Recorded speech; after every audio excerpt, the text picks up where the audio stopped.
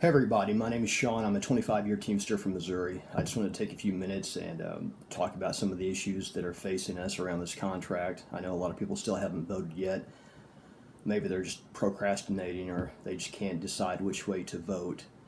And I just wanted to bring some issues to light to maybe help you decide on which way to vote on the contract.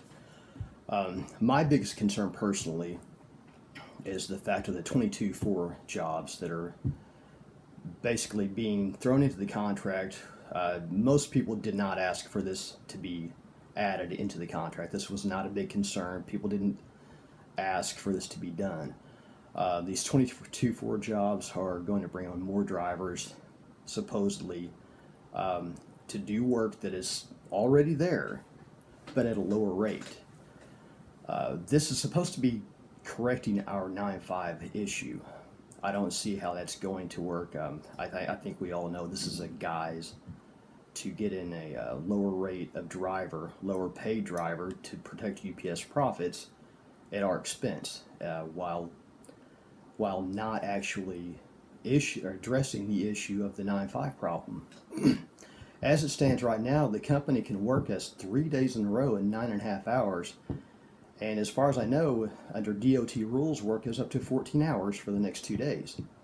That would not be a contract violation. That's 56.5 hours of time with, quite a bit of overtime, and there's nothing that we could do contractually. That is not a contract violation. We've tried to address the pile-on grievances. We haven't had a lot of luck in that where I'm at. We have a few contracts that are a few grievances rather, that are deadlocked going to the JAC. We may have a little movement on that, I'm not sure. But I mean, we're fighting this fight that we've been dealing with since the beginning of this 2013 contract, a 5-year problem. And in my opinion, we're asking for another 5 years of this same problem because the 9-5 issues really have not been addressed.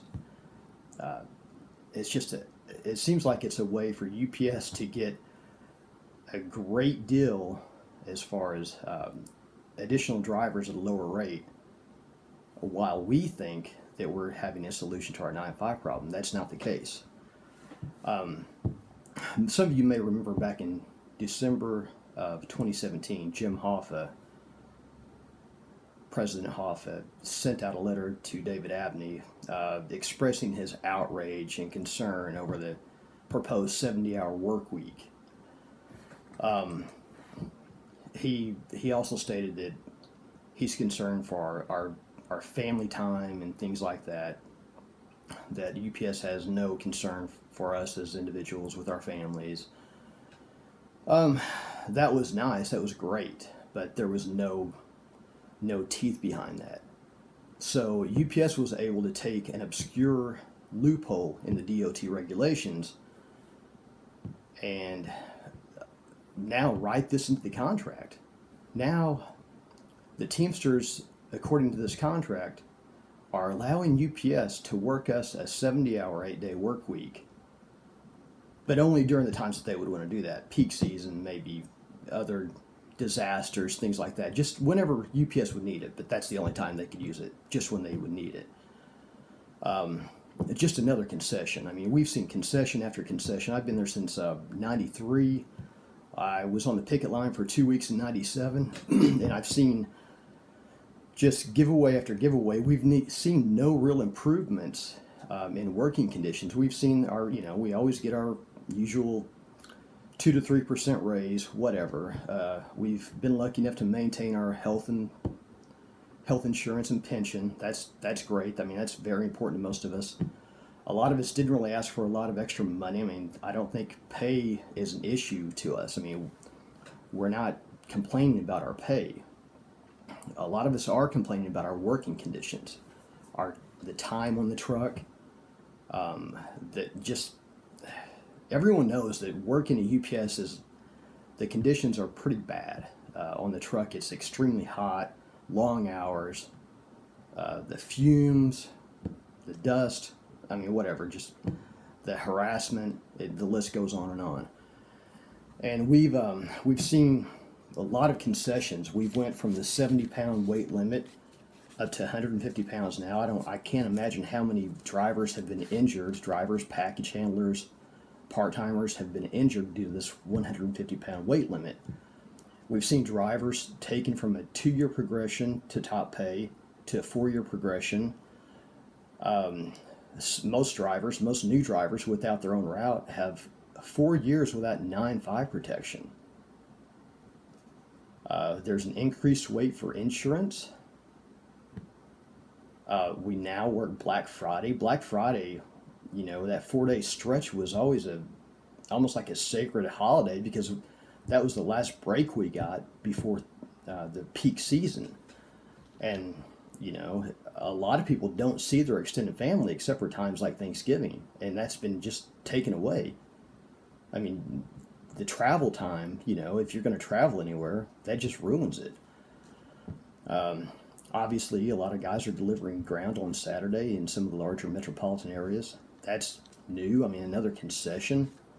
It's been a long time since the Teamsters and UPS have given the drivers, or anybody else for that matter, an improvement on working conditions. We haven't seen anything in a while. I like to say that, like I said, a lot of us didn't ask for more money, but UPS and the Teamsters wants to pat itself on the back because this is supposedly the richest contract ever. That's primarily because we have so many employees. The UPS workers are the backbone of the Teamsters. I mean, we are the largest in number as far as I know. So obviously, if we all get a raise, it's going to be a large number overall. I mean, just because of the sheer number of workers. That being said, a lot of people are saying, well, you're pricing yourself out of the market. You're making too much money. You hear that a lot, UPS drivers make too much. I don't recall ever seeing anyone telling, UPS, you're making too much money. Your profits were too large last year. You made $4.9 billion. Maybe you should back off. Maybe you should give some of that back to the small businesses. I don't recall seeing that anywhere. No one's saying that.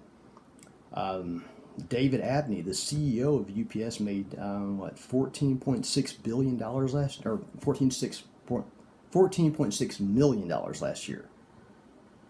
That equates to about $7,000 per hour. I don't recall anyone telling David Abney he needs to back off and relinquish some of those funds and give back to the company or whatever. I mean, it hasn't happened, but the UPS driver that's making a decent living, we need to give our money up. Anyway, we're also being compared to the FedEx drivers. We make more than the FedEx drivers do. Well, the FedEx drivers also have air conditioning. I don't see UPS drivers getting air conditioning anytime soon. I mean, if we're going to compare apples to apples. That being said, FedEx, they didn't make their profit goal this past quarter. They didn't meet expectations. UPS has always been a very profitable company. I don't think we've ever had a losing quarter. We've always made profits, and that's due to the work that we're out there doing. Getting up at 3 o'clock in the morning, driving to the hub, and unloading package cars or trailers, loading package cars. Drivers going out all day in the heat, working till 7, 8, 9, 10 o'clock at night. 10's not uncommon where I'm at. I mean, it happens quite a bit. I mean, all these profits are made on our back. It's at the cost of our health, our social lives, our family lives. Just think about that. There's a driver shortage right now as far as over-the-road truckers. Working conditions are not great in the transportation industry. Whenever that's addressed, maybe people are paid more, given better conditions, maybe there won't be a shortage. Same thing with UPS. I mean, we have a very hard time finding package handlers, part-time workers, I can't remember ever seeing as many drivers in the past several years leave UPS after becoming a driver. I mean, it never happened in the past, but people have realized, and it's not worth it. A lot of people are leaving, and I know at least 3 guys right now that are considering other career options. I mean, it's just not worth it. I kind of want to hit on some of the other things too. We are more aware of this contract than ever. A lot of us are much more connected. I kind of like to think of this as the first Facebook contract. We've had many people online posting the contract, picking it apart, finding little loopholes here and there. I've seen some great discussions. We've had more time and more ability to go over all the ins and outs of this contract and actually see this time what's in it for us for all these years to come, the next 5 years. We have a much better view now of what's in this contract and how it will affect our lives over the next several years like we haven't really had in the past. I think all this connection amongst the drivers, the part-timers, everyone, it's been really good for us. And that's only going to continue to improve without a doubt. UPS has succeeded for years and years in making us think that we had no power, and that's not the case. We always felt like it was just me or just you or, just a small group of us. But as we get online and we see there are people all over the country that are dealing with these same issues, and it kind of makes you feel a little more empowered to see everyone else going through the same problems, and you realize it's not just you. There are a lot more of us than there are of them, and we do have the power of the vote, and I think that's going to be very beneficial to us in the near future. There's a famous quote saying that most people the way you give up your power is by thinking you don't have any, basically is what it says. So now that we realize that we do have power, that's going to be beneficial to us. That's really all I want to say, I guess. I did want to hit on the fact that a lot of us are getting these mailers right now and text and everything else, basically saying that if we vote no and reject the agreement, we run the risk of a work stoppage. So essentially, rather than the Teamsters going to UPS and saying, if you guys don't work with us, give us an appropriate contract, you face the threat of a strike. Rather than doing that, the Teamsters are spending, as far as I know, our dues money telling us that if we don't vote for this garbage contract, that we face the threat of a strike. I told all my coworkers on July of 2017, hey, we have a year to go before this contract is due. Start saving some money. A lot of the guys listened to me, some of them didn't. But I think a lot of people are prepared for this contract. I have no desire to go on strike, but I'm definitely not scared of a strike. I've been there before. I'll do it again.